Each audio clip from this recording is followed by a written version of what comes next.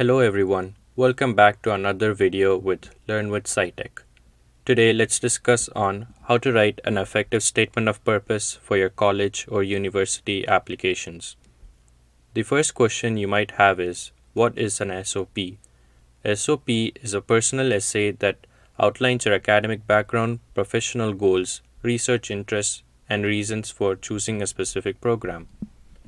It aims to convey your motivation and fit for the program, showcasing your unique experiences and aspirations.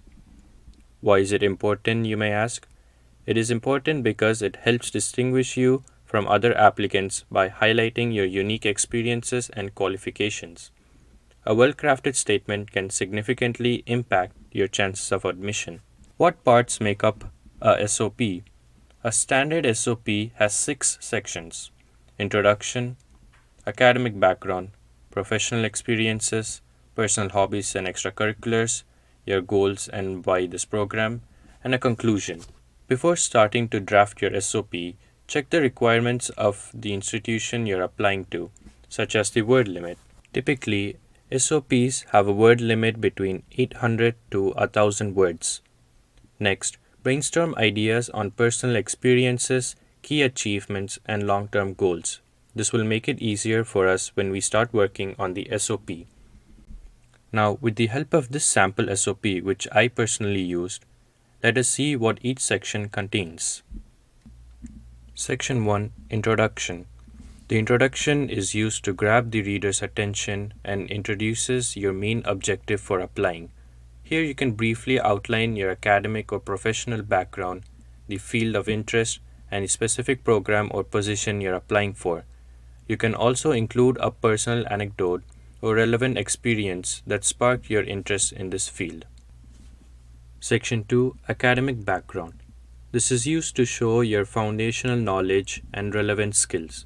Describe your current education, areas of study, relevant coursework, and any significant projects or research. Emphasize experiences that demonstrate your preparedness for the program. Section 3: Professional Experiences. This is to highlight practical experience and specific skills. Detail any relevant research projects, internships, or job roles. Include specific responsibilities, skills gained, and accomplishments, particularly if they relate to your proposed area of study or research goals. If applicable, you can also mention any research or review articles that you have published. Section 4: Personal Hobbies and Extracurriculars. This section can be optional. Including personal hobbies and extracurriculars can be beneficial, but it depends on how relevant they are to your academic and career goals. Mentioning extracurricular and hobbies can add personality and dimension to your SOP if they highlight relevant qualities. The key is to keep the focus on how these experiences complement your academic and career aspirations. Section 5: Your Goals and Why This Program. This section clarifies your long-term goals, linking them with the program and helping the committee understand your commitment to the field. Outline your short and long-term career goals.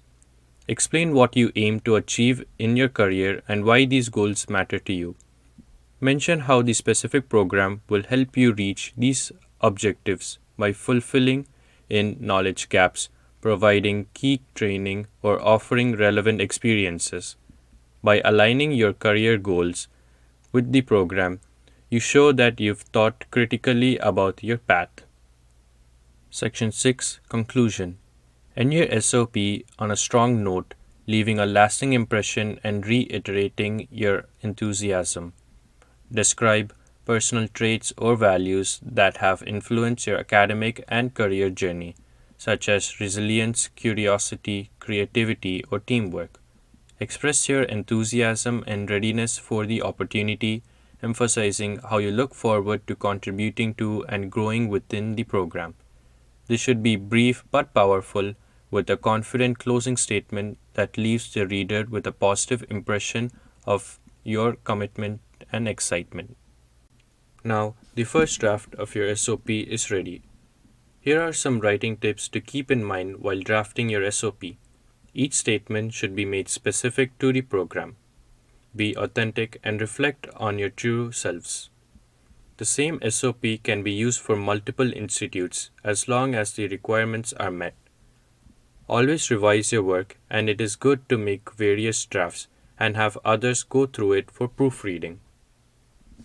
I hope this video helped guide you toward writing an effective SOP. Learn with SciTech team wishes you best of luck throughout your application. And if you found this guide to be useful, please hit the like button and subscribe to our channel for more informative videos. Until then, see you next time and keep learning.